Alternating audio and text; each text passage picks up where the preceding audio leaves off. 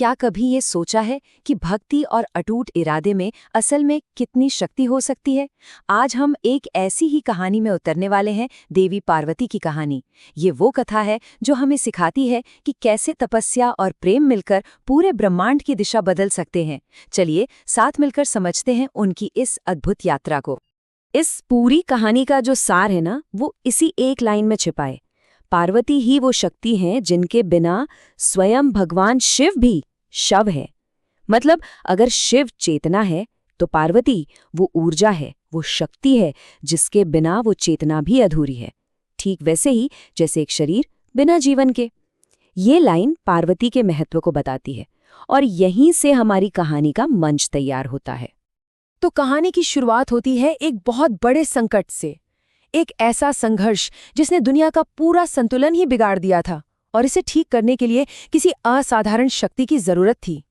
सोचिए, पूरे ब्रह्मांड में एक तरह की उथल-पुथल मची हुई थी।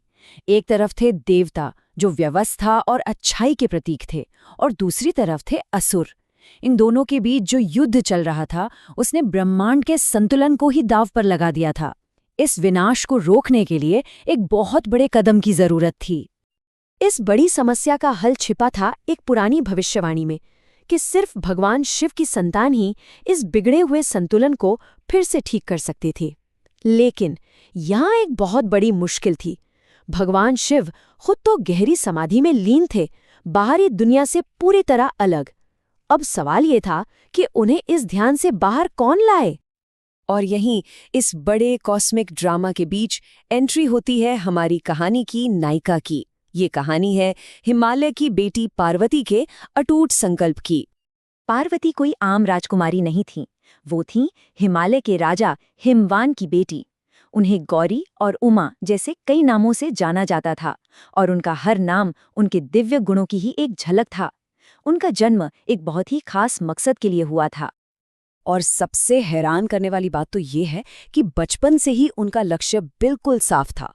उनकी पूरी जिंदगी, उनकी अटूट भक्ति सिर्फ एक ही संकल्प के लिए थी, भगवान शिव को अपने पति के रूप में पाना। लेकिन ये लक्ष्य, जैसा कि आप सोच सकते हैं, बिल्कुल भी आसान नहीं था। अब शुरू होता है उनकी यात्रा का सबसे मुश्किल पड़ाव, एक ऐसी तपस्या जो किसी अग्नि परीक्षा से कम नहीं थी।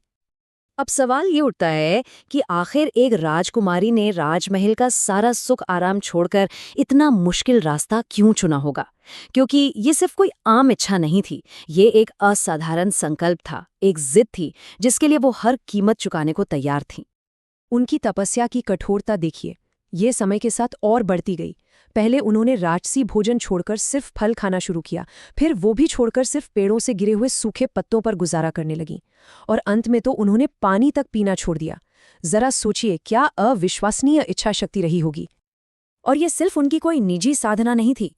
उनकी तपस्या से जो ऊर्जा पैदा हुई वो इतनी जबरदस्त थी कि स्वर्ग, पृथ्वी, पाताल तीनों लोकों में कंपन महसूस होने लगा। पूरा ब्रह्मांड उनके इस संकल्प का गवाह बन रहा था। तो सालों की इस कठोर तपस्या के बाद आखिरकार वो पल आता है जब उनकी साधना सफल होने वाली थी। शिव और शक्ति का वो महान मिलन। पार्वती की तपस्या की उस जबरदस्त ऊर्जा ने आखिरकार भगवान शिव की समाधि को भंग कर ही दिया। उनकी ऐसी सच्ची लगन, अटूट भक्ति और प्रेम को देखकर वो खुद उनके सामने प्रकट हुए। और बस उसी पल पार्वती का संकल्प पूरा हो गया। शिव ने उन्हें सिर्फ अपनी पत्नी नहीं बल्कि अर्धांगिनी माना, यानी अपने ही अस्तित्व का वो आधा हिस्सा जो उनसे कभी अलग हो ही नहीं सकता। उनके इस दिव्य विवाह का उत्सव पूरे ब्रह्मांड में मनाया गया।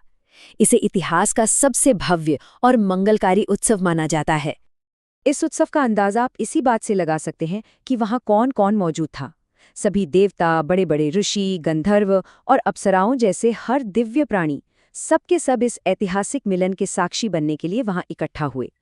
लेकिन शिव से मिलन के बाद कहानी खत्म नहीं होती, बल्कि यहीं से तो उनकी शक्ति के असली स्वरूप का पता चलता है। तो चलिए देखते हैं शक्ति के उन अलग अलग रूपों को। शिव के साथ एक होने के बाद ही पार्वती अपने असली शक्ति स्वरूप में आई।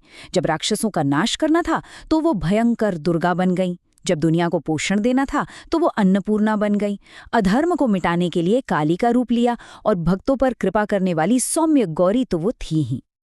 तो पार्वती की ये यात्रा सिर्फ एक पौराणिक कथा नहीं है, ये हमें जीवन के कुछ बहुत गहरे सच सिखाती है। तो इस पूरी कहानी का सार क्या है? चलिए इसके आखिरी संदेश को समझते हैं। इस पूरी कहानी की सीख कह सकते हैं 4 चीजों पर टिकी है। पहली, भक्ति यानी अटूट विश्वास। दूसरी, धैर्य यानी सब्र रखने की हिम्मत। तीसरी, तपस्या यानी खुद पर अनुशासन। और चौथी, सच्चा प्रेम। ये कहानी हमें यही सिखाती है कि जब ये चारों चीजें भक्ति, धैर्य, तपस्या और प्रेम एक साथ मिल जाती हैं तो फिर कोई भी मुश्किल बड़ी नहीं रहती। ये गुण मिलकर असंभव को भी संभव बना देते हैं। तो आखिर में ये सवाल हमारे लिए भी है कि अगर सच्ची लगन और अटूट भक्ति में इतनी शक्ति है तो फिर ऐसा क्या है जो हासिल नहीं किया जा सकता? पार्वती की ये कहानी हमें इसी गहरे सवाल के साथ छोड़ जाती है।